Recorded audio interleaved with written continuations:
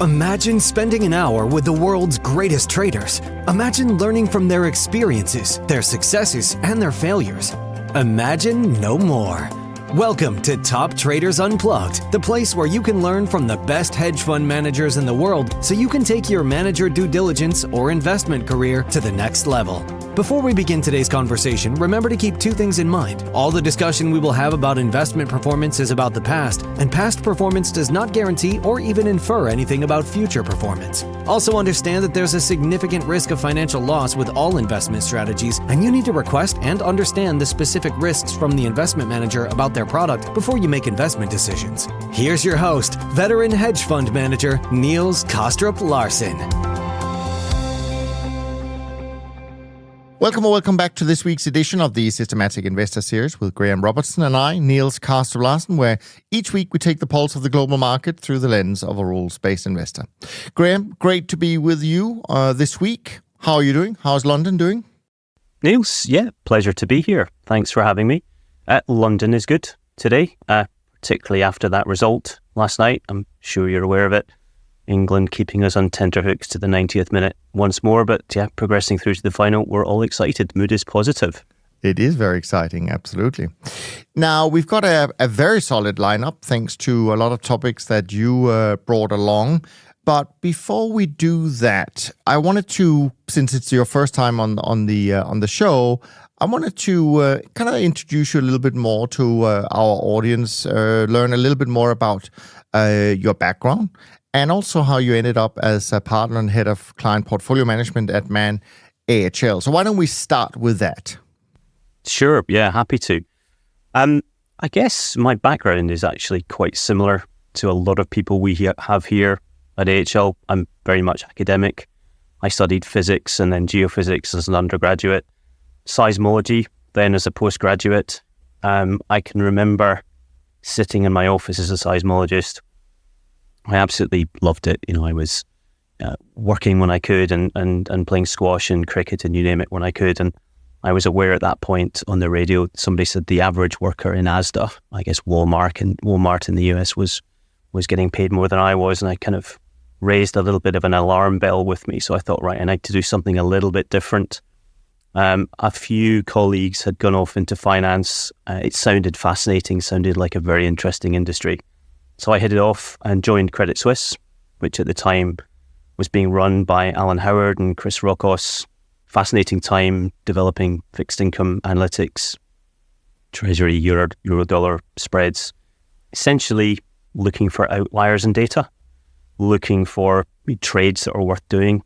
And that was actually quite similar to what I was doing as an academic. I was essentially imaging the earth, looking for unusual patterns. So it was very similar techniques just applied to finance. So that was fascinating. Latterly, I worked at capital structure arbitrage, looking again at arbitraging equities and credit. But it was not without any pain. If you're doing that kind of trade, leveraged buyouts, LBOs often cause a bit of an issue. LBOs in particular can cause you a bit of pain, that divergent. So as soon as I really heard about trend following and the systematic side of things, it seemed like a very natural place to go. I always tried to figure out what made discretionary traders tick. Never really found out a satisfactory answer to that. So trend following in that kind of that pattern rather than divergent patterns, the convergent patterns was something that was really fascinating to me. And that was it really. Joined AHL 2011, so 13 or so years ago. And that's where I got to where I am. Absolutely.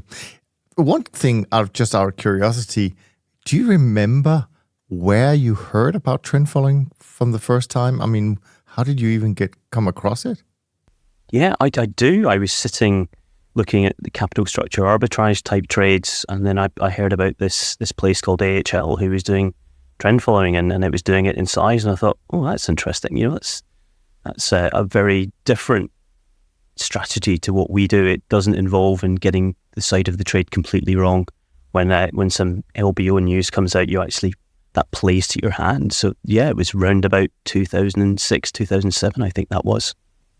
And if I'm not mistaken, Graham, but I could be, of course, Because we've talked a lot about your papers actually on the show over the years, which is why it's so great to have you here.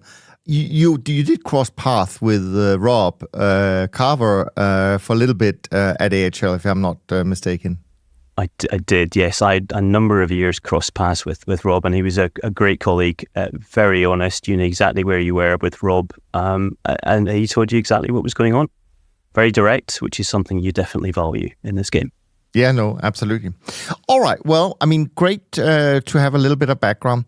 So one of the things that I'm sure you're aware of, one of the things that I'm always interested in is kind of finding out a little bit what's been on your radar. But again, since we're covering this for the first time, I thought, why don't we talk about maybe from your perspective, 2024 so far, two very different quarters in the first half. What are your observations from maybe a trend following perspective about this year? Yeah. So Q1, very strong, as you hinted. I would say Q2's been much more about consolidation, kind of preserving what we saw in Q1. Fairly intuitive in terms of looking at price action and seeing what's happened in markets. Stocks, risk assets, stocks, credit, done well. Long positions then working out. Fixed income, on the other hand, somewhat range bound, a little bit harder to trade as the year's gone on. I know you've talked a fair bit about ags and cocoa and that trade. That's played a large part of returns. But just to to back up, I think what a lot of your other hosts have said, trend following in general has been cutting its positions as that cocoa position has got bigger. So very unlikely, I think, that we were causing any issues there. But it's certainly been a key component for us this year. That fixed income short that we've had for quite some time, prevalent, I guess, for most of this year, but maybe starting to come off in the last month or so, as we've seen prices rally a bit.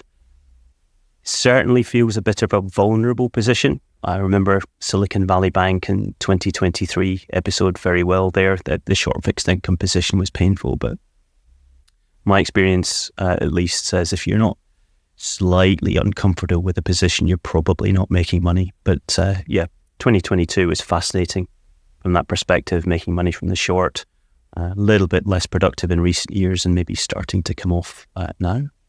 So that would be broad comments, I guess, on what we're seeing across the space. China, talking a little bit about that. China's been a little bit flat this year, but highly diversifying. Some of the key differentiating markets at the moment, something like terephthalic acid, which we use to make plastics and clothes and plastic bottles. That's been slightly negative this year. But we've seen crypto doing very well. A hot topic certainly amongst discrete pockets of our investors, but trend following in likes of Bitcoin and Ether futures has been very productive on a year-to-date basis. And as an asset class, it's certainly something that we love. Lots of emotion involved in prices, and that's something I think trend following as a strategy can really take advantage of. You mentioned China. Now, I don't have any experience with China. Do you sense that it's becoming easier for managers to access Chinese markets, or has not a lot changed in recent years? I know initially you had to jump through a few hoops in order to get the exposure. But how is that?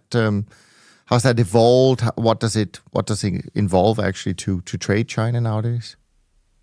Yeah, that's right. I would say it has become easier over time. The way to access, we've had internationalized markets for some time, but if you've had a QFI license, you've been able to trade some of those markets more broadly, and that more of those have come online over time. So yeah, it's getting easier. More markets are getting easier to trade. Costs are coming down. So broadly, yes, it's getting better and more accessible to modern investors.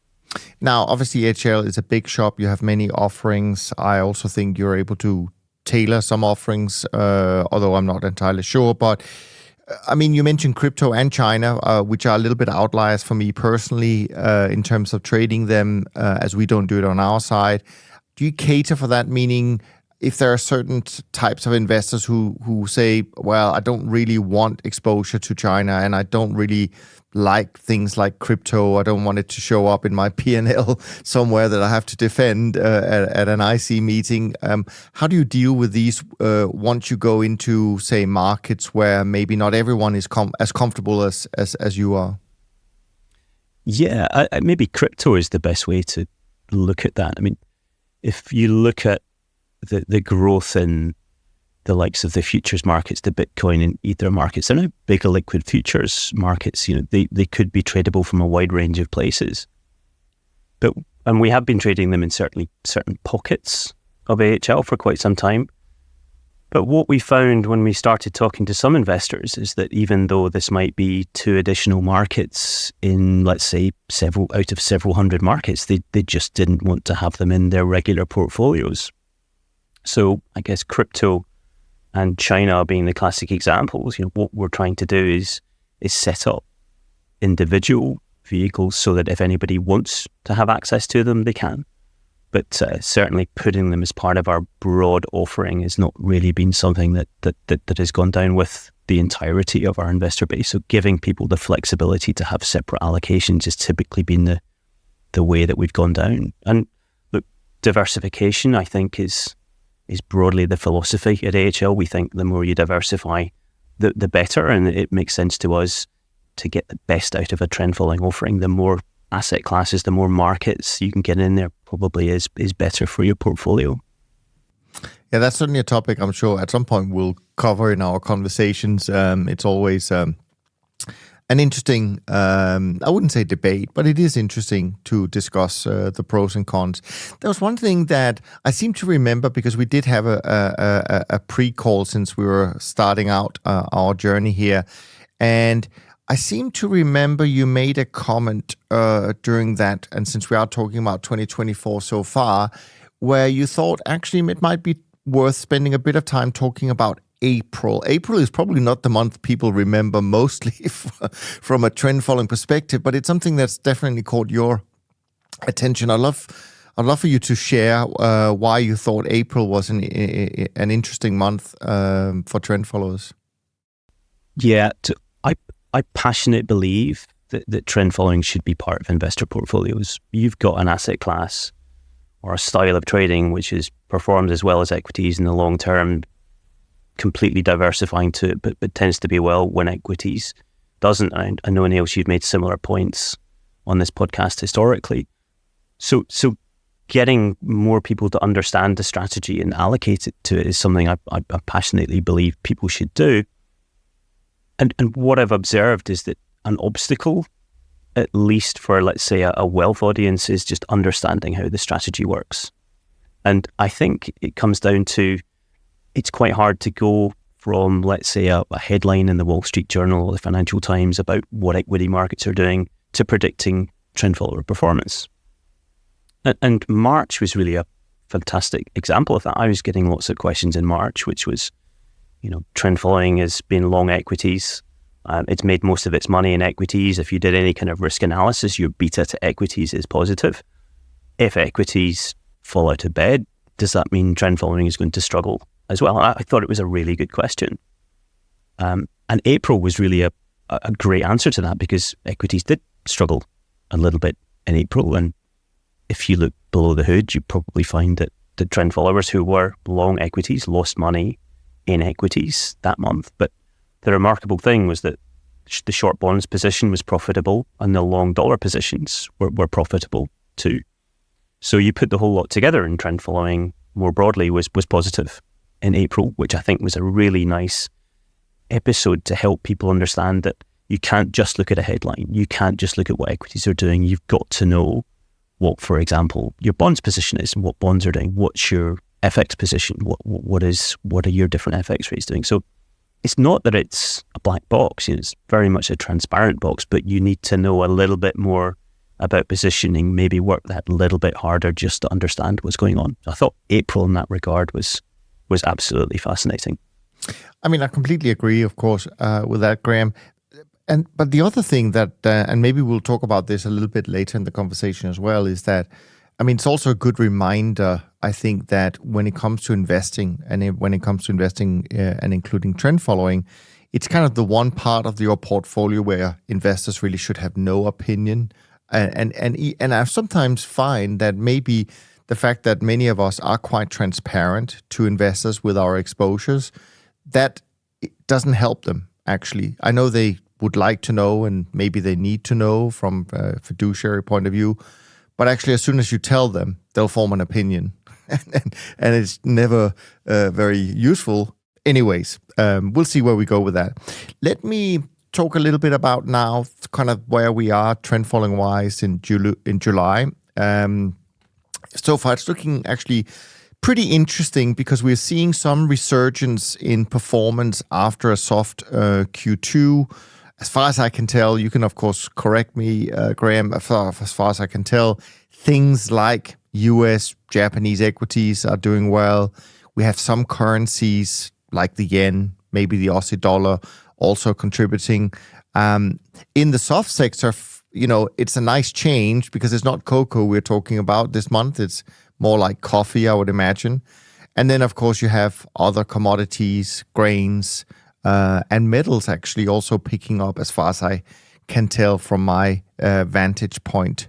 Now, what is also interesting, again, I only see a small fraction of this, but when you look at 2024 so far, it looks like a very classical trend-following year in the sense that I see a lot of small losses, a lot of markets providing small losses, and then you have these 5, 6, 7, maybe not in a portfolio of hundreds of markets, but certainly in a portfolio of maybe up to 100 markets. There's like a handful, maybe two handfuls of markets that are driving performance so far. That's very classical, of course. And then, as you mentioned, that what also makes 2024 interesting, to say the least, of course, is, are we really seeing the end of this short bond exposure that has served trend followers really well, at least most of the time? And for those who may not remember, but most trend followers, I would say, got short around Q4 2021. So it's been a pretty long trade, obviously not with the same exposure throughout the trade, but it has been certainly with a short bias for quite a while. And what makes that interesting, in my view, is that a lot of people who even had bearish views on bonds because of rising interest rates, they couldn't really get themselves to go short. I mean, a lot of global macro managers, discretionary global macro managers, they didn't have a different opinion necessarily, but pulling the trigger, going short bonds after such a long bull market run is very difficult. So they tried to get around it by maybe taking on positions that they thought would do well in a rising interest rate environment. And it may not have played out as well as just being short bonds. So I'd love to hear maybe if you have any thoughts from what you see with all the strategies that you touch on this kind of topic of, also because it was a big topic certainly in many of my conversations in the last few years, and then it became almost the reverse, where people started when interest rates came up to about 5%. If you didn't have enough volatility in your returns, people would actually start selling low vol CTA strategies and just buy bonds as a replacement. So I'd love for you to maybe share some of your experiences with this part of our portfolio, so to speak. Yeah, I mean, look, 2022 was an absolutely fascinating year for our industry. I've been around long enough to hear people say that, would CTAs ever be profitable from a short bond position? And 2022 was such a wonderful example of how that was the case. As you say, we're still short predominantly this year, particularly as that 6 expected rate hikes that we had at the start of the year has now migrated into 1. But I think that short bond position is starting to come off, and I guess you'd kind of expect that, with rates where they are. It's certainly a point that we've been making in the kind of long-only side of things, that bonds at 5%, say, are a much more attractive proposition than bonds at 1% yield. But 2022, I guess, in particular, really reminded people of why having a strategy like trend following is so important to have in portfolios. 2022 was a year where I think US Treasuries had their worst year in about 200. Equities were down, sure, but it was really bonds, particularly in a vol-adjusted sense. That was the real epicenter of the problem. And so it was a great reminder, a great wake-up call to people that perhaps trend following is something that you should have in a portfolio. Perhaps it's something that you should have, even if you don't want to, get rid of your bonds position, maybe substitute some of that bond position for a trend following position. And I've noticed a few people writing about it this year, and I think it's something that we are seeing investors increasingly look at. In a sense, we talk about yieldy puts internally. Bonds make money in the long term, but typically when equities sell off, bonds tend to do well. Now, didn't necessarily work according to that playbook in 2022, but trend following did. So there's an element of the people that we speak to that start to see that as a something to have alongside, or maybe even replacing part of that bond allocation. Yeah, no, absolutely. And who knows, maybe we'll have a good period ahead of us by being long bonds again. You never know. That's the beauty of trend following. We don't have an opinion about what will happen. Let me just do the quick rundown that I normally do in terms of where we are performance-wise. My own trend barometer finished yesterday at 34. That may not sound high when you think of the performance numbers I'm going to quote, but actually it ended June, I think, at 20. So it is picking up and reflecting a better environment in the beginning of July so far. Since we're recording on a Thursday, the only numbers I have is as of Tuesday evening this week. And so far it looks fine. B Top 50 up 1.23% for the month, up 8.41% so far this year. SocGen CTA Index up about 1% for the month, up 8.33% for the year. SocGen Trend up 1.6% for the month and up 10.42%. And finally, Short-Term Traders Index is up about 36 basis points, up 1.3% so far in July. And I think actually yesterday, Wednesday, was a pretty good day, for trend followers and CTAs in general. On the classical side or traditional side, MSCI World is having a good month, up 2.9%, up 14% so far this year. And the S&P 500 total return up 3.25%, thereabouts, up 19% so far this year. So doing pretty well.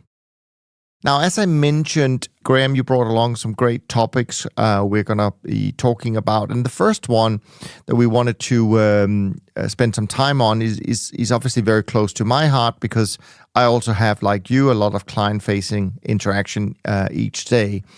Now, we wanted to discuss, sort of from your perspective, a little bit the interest in CTA strategies, and also maybe if you can talk about how you see the differences between different strategies, since you have a few different ones compared to what I am exposed to.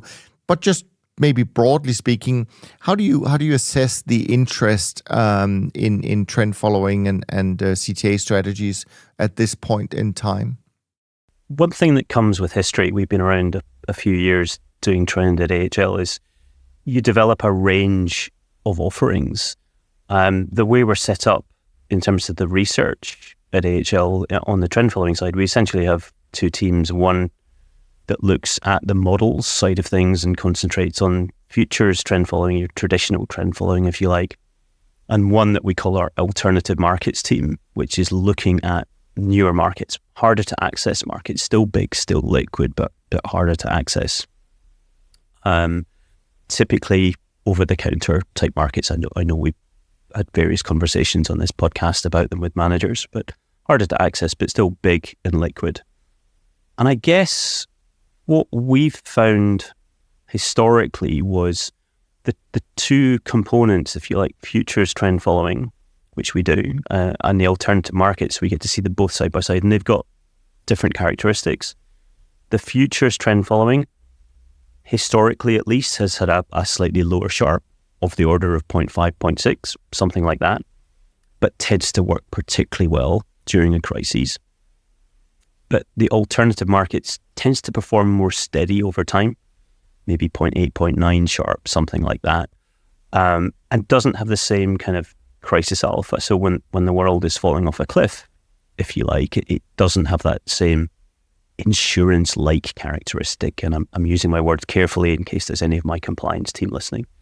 And essentially, I think that rationalizes because liquid futures markets, the core traditional offering, are very much linked to the macroeconomy. So when we say the world is in a crisis, you typically expect the S&P to be moving at that point. And any trend follower that is trading the S&P will likely be picking up on that. On the other hand, if I'm allowed to have a favorite market, Nord Pool, Scandinavian hydroelectric power futures, the key driver for that market is weather patterns. How much people need to heat their homes, how much rain is falling in Scandinavia, and that has very little to do with the macroeconomy. So you tend to find that you get macroeconomic forces driving the futures and FX forwards, and you have a much more diversified set of price drivers driving the alternative markets, which gives rise to this kind of differing kind of insurance-like or crisis alpha type properties. So that's really our observation, and it's a combination of the two that's particularly powerful in the long term. And do you sense that investors? So if an investor comes to you, do they already know if they want kind of the liquid classical portfolio or whether they want an alternative portfolio? And do they even know why they would want one or the other? Some do, I would say. Some don't. But it's a fairly easy and I think intuitive point to make. If you are looking to trend as part of on the other side of a beta book, then perhaps it's the liquid futures markets that might be most appropriate. But if you're looking for something just perform steadily in the long term, you don't need the crisis alpha properties. You want the other bits. Some people will know what they want. Some people don't. We would always advocate the combination. That maximum diversification is the thing that probably stands you in the best stead in the long term. Yeah.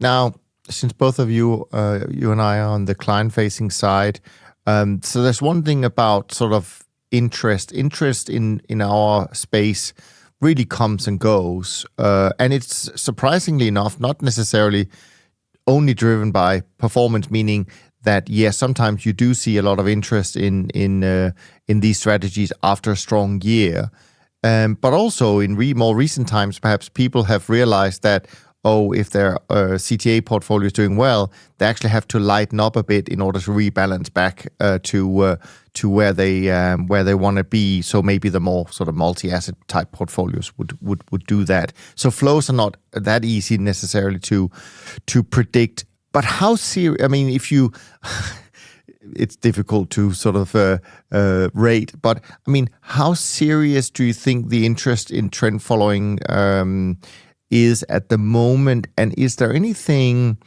I mean, does it come from a specific place? Is it broad-based? Does it come from specific type of investors? Meaning, is it sort of the usual high net worth individuals? Is it pension funds? How do you assess the climate for interest if we go a little bit deeper than we have done so far?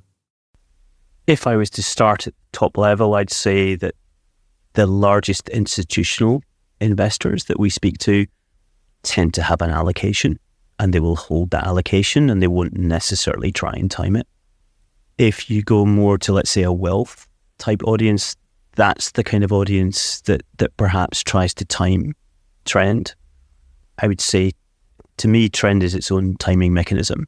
It will change its own direction and figure out what's going on in markets and adapt accordingly. And it's very, very hard to time an investment in trend based on that.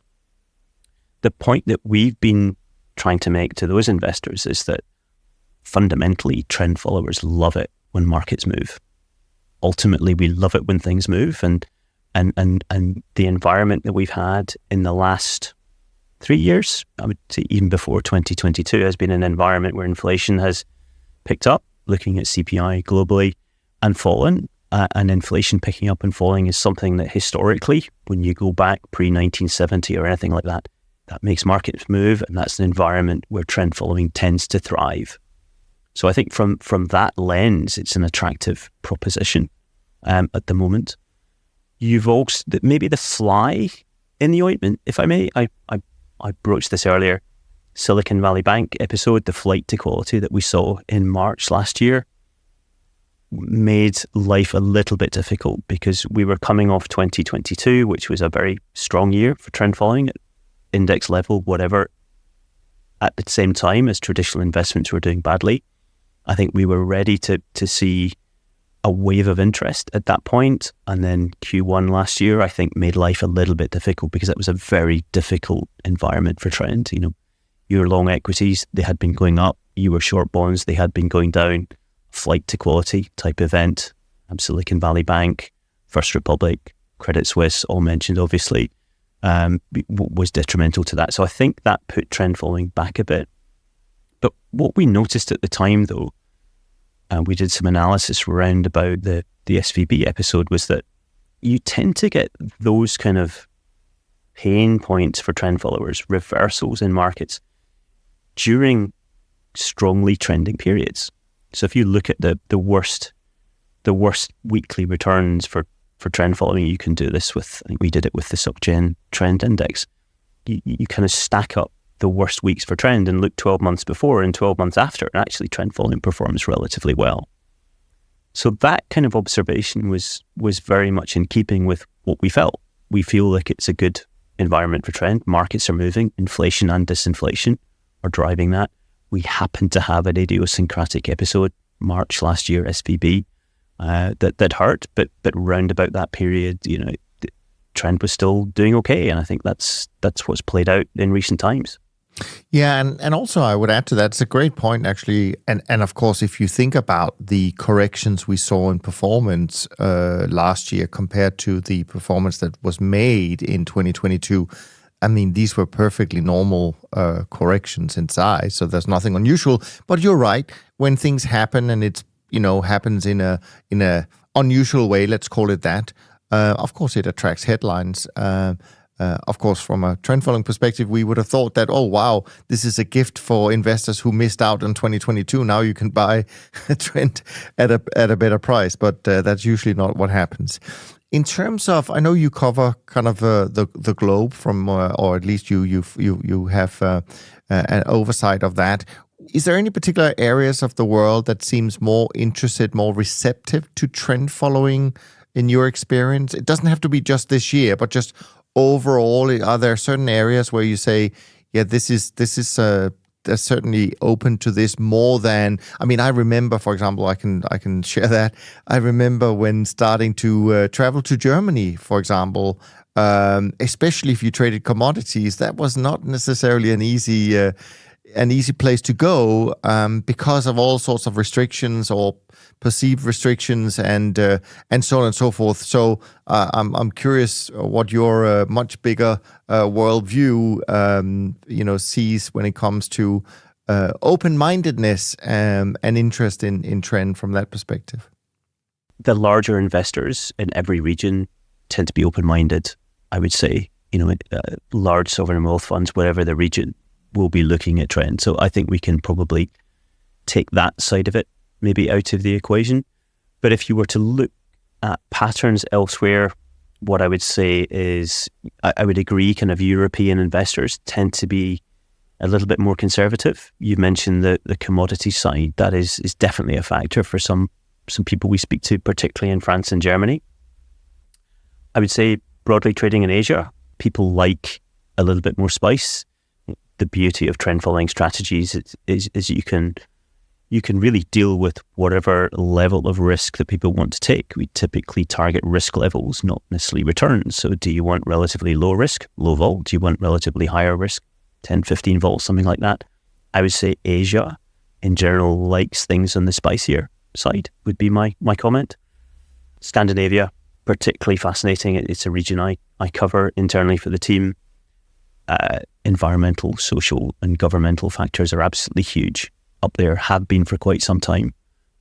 Commodities historically, but more generally stock selection, restricted lists, things like that. And that is becoming of increasing importance. So yeah, I think those would be the key points. European, maybe a little bit more conservative, Asia spicier, and Scandinavia more specific on the ESG side. A question about that, and you can just say if you can't talk about it. It's not something we had planned, but I'm just curious because I completely agree with you. If we take aside all individual equities and all that, I understand there's a whole lot of ESG that you can analyze and you can categorize, et cetera, et cetera.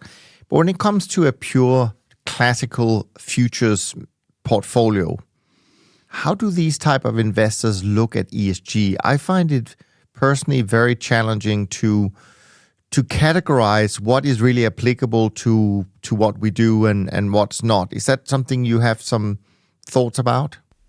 It's been a fascinating space. What we've found is that there is no complete view across people on this.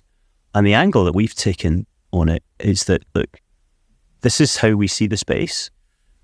This is the angle that we've chosen to trade that space, to do stuff in that space. You might not agree with this, you might disagree with this, but this is our rationale. And that approach, I think, is one that people understand. Everybody's threshold for certain levels, ESG levels, participation in certain markets is different. And you can't meet everybody's levels. So you have to say, look, we get that. This is our approach. It is kind of what it is. It's the best that we think we can do. And that's what it is. And that varies across whatever asset class you're looking at. It's very, very different for stocks, say, versus commodities. You can, if you just take equity index trading, for example, you can effectively decompose each equity index into individual names. You can say, is this in aggregate a good index, a bad index? And we've got ESG indices now in OMX, DAX and S&P off the top of my head. So there's people actively doing that as well. So you can kind of score indices. Commodities, that's where I think there is the greatest dispersion in opinion, because the reality is, if you're going to build a wind farm, you're probably going to need some copper or some silver to do that. Yes, it's going to cost you environmentally to get it off the ground, but you need to do it. There's less of a case for, let's say, something like gold in terms of its industrial uses or promoting our drive towards net zero. So there's lots of different ways to look at it. I think commodities tend to be the more controversial one. To your point previously, Niels, particularly in Europe, where agricultural commodities is an issue. We know a number of clients where it's a blanket. If you trade agricultural commodities, I'm sorry, it's a no. So that in a sense simplifies matters somewhat. It does. Often what I find when we get into these things, and it's just kind of an observation, I would say, is that some of these rules, policies, whatever we call them, they might be well meant. The problem is if you start taking out things like commodities of a portfolio, it actually is not beneficial to you from an investing point of view, because they offer this wonderful low correlation or non-correlation to the rest of the portfolio. So it's a really fine balance between, are we here to generate the best returns, or are we here to fit into certain policies that may not even be created by people who know much about investing, so that is a challenge. But I fully I agree with your points there. Now, we talked a little bit about interest in trend following. Of course, one of the things that often come up as well in your writing, I will say, we certainly talked about that. I'm sure more than once. The Honey I Shrunk my trend note that you did, and many of the other notes, is of course how much should investors allocate to the space. I think this has changed over the years. That's how I remember it. It obviously is different from investor type to investor type. But also I think it's changed a lot, as you already alluded to, given what's happened to fixed income, and certainly also just by itself, where interest rate levels are. I mean, you can, I started out as a fixed income trader, and I'm still baffled by the fact that a lot of people were buying long-term bonds when they were at 1% or even negative returns. I just can't understand how that could happen. But nevertheless, I'd love to hear what are the kind of the conversations you have about the level of allocation to trend. What are the considerations people take? Yeah, I'm just curious about that. Right. Yes, I'm very aware of the coverage that piece has taken. And I should give credit, of course, to my colleague Yash, who was co-author on that. The real point that we were trying to make with that note was that there were lots of different ways to look at the problem.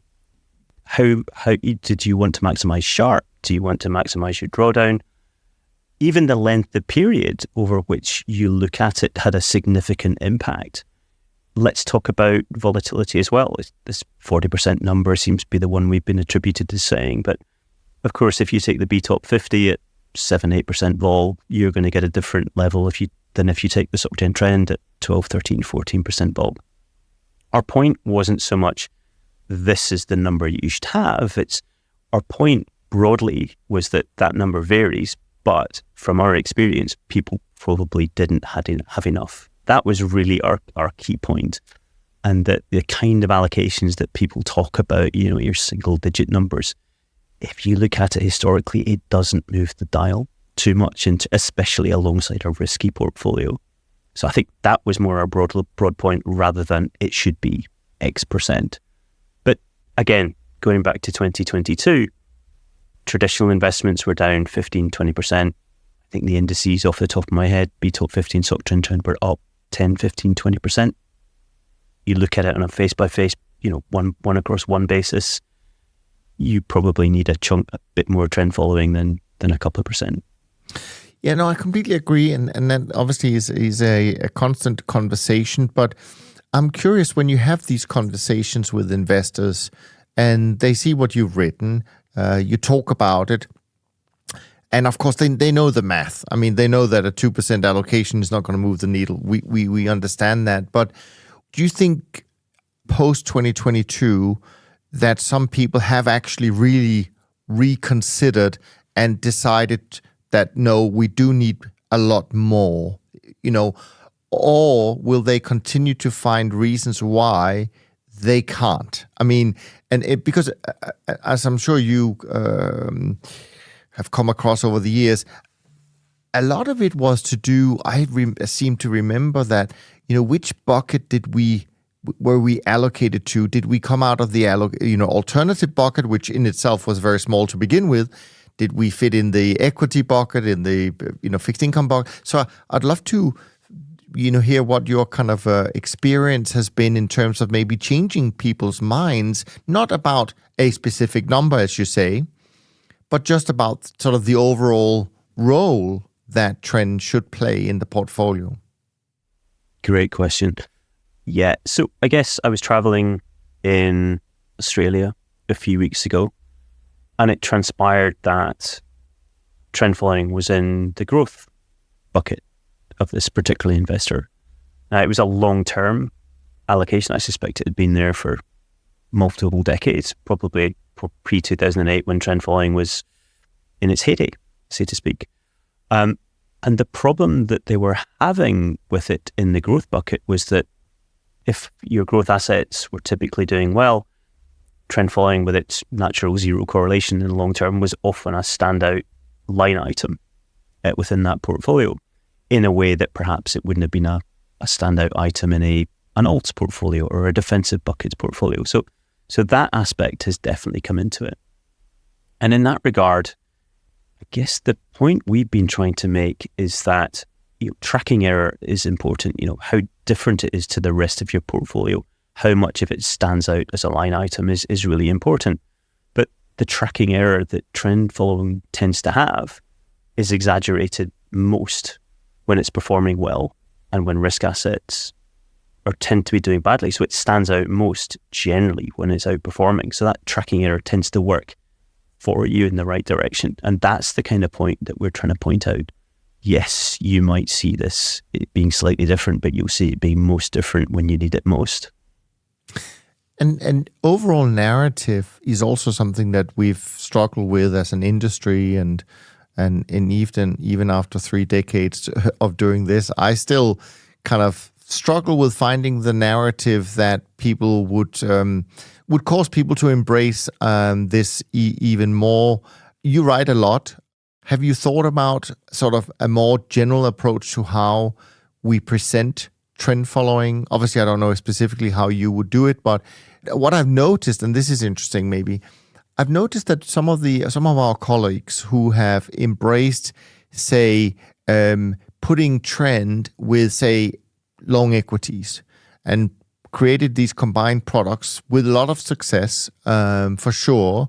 And I think it makes a lot of sense to do that, by the way. But when I listen to them talk about the trend component, they never mention the word trend anymore. It's kind of, they talk about it as it's something completely different. So they have clearly adopted their narrative and language. Is this something that you think about from time to time, thinking, maybe we should try something different than talk about trend following and futures and long and short and leverage and all of that stuff? I can identify with all of that. I mean, I think there's an educational job that needs to be done. This is how you can understand a trend follower's performance. And going back to comments about April, I think that was a wonderful example on, how you can actually understand what trend following actually does. There's a secondary aspect there on what can you do to improve trend properties. So trend, by definition, is vulnerable at reversal points, particularly if you're dealing with liquid futures markets. If there's a big change in the macro narrative, you're likely to see some reversals and possibly some pain. What we found is some interest in diversifying across some strategies that share similar characteristics but are quite different. We talked about yieldy puts before, and trend following, I think, is a yieldy put. It makes money in the long term. Most of those returns come from when markets are bad. Another strategy that has that kind of characteristic is a long-short quality strategy. And that can deal with an episode like SVB potentially quite nicely. A flight to quality event, you'd expect high-quality stocks to outperform low-quality stocks. So you can mitigate maybe some of trend's weaknesses in that regard as well by diversifying. But to your point, Niels, putting trend alongside or wrapping trend alongside a beta portfolio is another way to do it. It gets you around that line item problem, where your line item, your trend stands out if it's different, if it's significantly up, or more importantly, if it's down for a reason.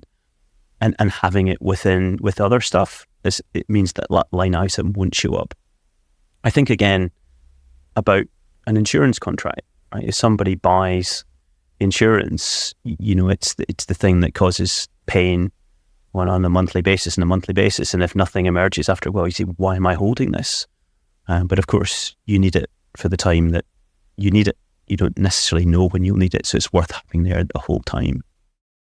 I'd like to spend the last sort of 15 minutes or so that we have together today, maybe more with a research kind of focus. And actually, some of the topics you're gonna you brought along is some research that our friends over at Quantica has published, which we also, this is another fantastic source of topics and conversations that we have on the podcast. But before we go there, you mentioned briefly that you have kind of two teams, one group looking at sort of the core classical markets and another one looking at alternative markets. But I don't know if you can expand a little bit about kind of AHL's general approach to research. Obviously, we've spoken to Russell in the past, and he explained in some details, but it's been a little while.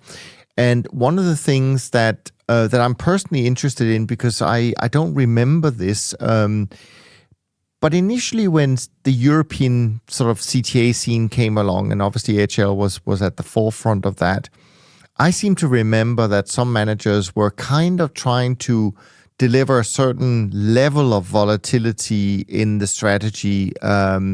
And maybe this is where kind of the whole vol management term came from. Now, I feel that this has changed, and that what most managers do today is they have some risk limits that they need to stay within, and therefore they don't really focus so much on the actual volatility of the strategies. They accept that it will fluctuate from time to time. I'd love to just maybe for my own sake and maybe the thousands of people listening to us today, just maybe get an understanding what the evolution has been from an AHL perspective, and just generally what you can share in terms of your approach to research before we dive into the stuff that you wanted to talk about from the Quantica paper. Fundamentally, I think our belief is that every market has the ability to trend, and the key to obtaining performance is to diversify across as many different price drivers as you can. Ideally, not 5 or 6 different gold contracts, which are highly correlated, but as many diverse markets as you can. Broadly, you look at volatility. Broadly, you look at correlation, and you build a portfolio which has a target volatility in the long term, according to your simulation. And you'll fluctuate a little bit above that in an environment where there's lots of trends. You'll be a little bit below that when there's not many trends. But broadly, it's that volatility target, which is fairly constant, and that really hasn't changed much for us over time. You put some safeguards in place, obviously. Volatility scaling, where you cut your position when volatility rises, or vice versa. You increase your position when volatility falls. There's a flaw in that argument, in that if vol goes to 0, you can have an infinite position, so you have to safeguard against that kind of thing. And of course, one of the great things that works for you from a portfolio point of view is diversification. The more markets you trade, the less vulnerable you are to any one. So in my experience, last 13 years or so and before that, that key philosophy hasn't changed. What I would say, though, is quants are very introspective people. We're not happy with just observing good performance. We want to know why it's working well. So we're always looking at what's working, what's not working. And for us, certainly at my time, the last 13 or so years, the real determinant of performance has been diversification, identifying lots and lots of different markets. And this concentrates on the alternative markets component of our research that we talked about. So that in particular is what we saw as reaping benefits for the strategy post-Lehman, post-GFC. So we've talked about the CTA winter, this rather fallow period for the strategy post-2009, characterized, I guess, by central bank intervention, the Fed put, etc. But we found that diversifying alternative markets performed well in that period in a way that traditional futures markets were somewhat struggled. And you can see that in SocGen Trend, and you can see that in the BTOP 50. So that really has been, I guess, the key area of research for us is looking at and expanding that market set. And I guess that links into the first Quantica piece, I guess, that you referred to, the one from Q1 this year, which really resonated with me. I thought it was a lovely note. I touched on observations that we made a couple of years ago that you tended to find fairly steady performance over time from this diversified set of alternative markets, whereas your traditional futures investments tended to be a bit punchier and concentrated in crisis periods. And the Quantica piece found that really quite nicely. So in years where there were strong trends, a concentrated portfolio was able to profit really strongly from that. But it was the diversification that really helped you out in the years that were a little bit more tricky.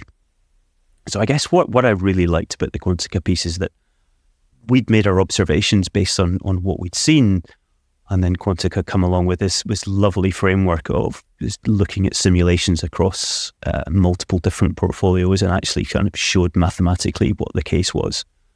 So I thought that was just really nice and really backed up our empirical observations as well. So that diversification just pays off best in years where trend following in general struggles. Yeah, and I think intuitively it makes sense. And then, of course, everything gets thrown out when we see that there are always exceptions to the rule. I mean, we've seen the last few years that there's one or two managers who have done incredibly well, really regardless of whether it was 22, 23, and 24, trading very few markets. But if you just have those markets that are having a big move, and you, by trading fewer markets, have a more meaningful exposure to them, that in itself can also make a huge difference. Which of course doesn't make it easier for investors to figure out, what manager or managers they should pick. But I agree, it was an interesting paper, an interesting argument as well. Just on that, Niels, what I continue to find fascinating is the dispersion in trend following strategies that you get, and invariably there's end of year reviews that look at it, especially with people who have the ability to look at various managers. But, for an industry which predominantly trades the same concept, the huge variation in performance you get with markets, holding periods, risk weights continues to fascinate me. And again, that was one of the nice things about the Quantica note, which just showed that how important a component diversification is within that. Yeah, no, I completely agree. Yeah, it is fascinating. Speaking of things that's fascinating, of course, another topic that starting to come up in a lot of conversations, I think, is AI. And, you being at a very large company, I'm sure you have much more insights to share as to how you view and approach AI within our space. So can you talk a little bit about what your thoughts are about AI at this stage? Yes, maybe let me give you my take on that from traveling around and talking to people. It is something that crops up in the vast majority of meetings these days. AI, in this context, people are looking at ChatGPT, and in particular the growth in large language models post, November 22, I guess. So I think that's really what's crystallized it. I mean, you could see that by the number of times it cropped up. And I think what people want to hear from me is that it's going to revolutionize trend following. In a sense, if you look at what ChatGPT and large language models are all about, it's all about text and images. The broader universe of machine learning models, artificial intelligence, as opposed to ChatGPT, that's been around for years. And we first started incorporating that kind of technology into some of our systems, about a decade ago. I'm not sure that AI has revolutionized trend following, at least yet. I mean, to be clear, it's fairly new. It's something that could happen. We have been looking at these techniques for a while. Some of them came unstuck in the likes of COVID, for example. I mean, broadly, these things are looking at pattern recognition in some form. So you have a situation where COVID comes along, you see equities falling further and faster than any time before. Clearly not a pattern that's been seen or could be in any training set. And it's somewhat unpredictable what an AI algorithm can do at that point, and would it behave according to what you would expect a trend following system to behave. So we certainly noticed that, particularly around COVID, that maybe these strategies weren't doing what we'd expect to preserve the kind of characteristics we want from trends, crisis alpha, zero correlation, etc. So I wouldn't have said yet that it's revolutionized the way we look at trend following, but it's certainly having an effect on a business as a whole. So we have an implementation of ChatGPT. It's called rather creatively Man GPT. It's something that we all have access to, and if you wander around the floor here, you'll see most people have it open.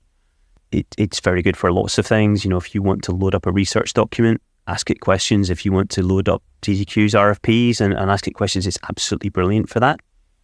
We use AI in general and machine learning in natural language processing, which we use a lot in our equities.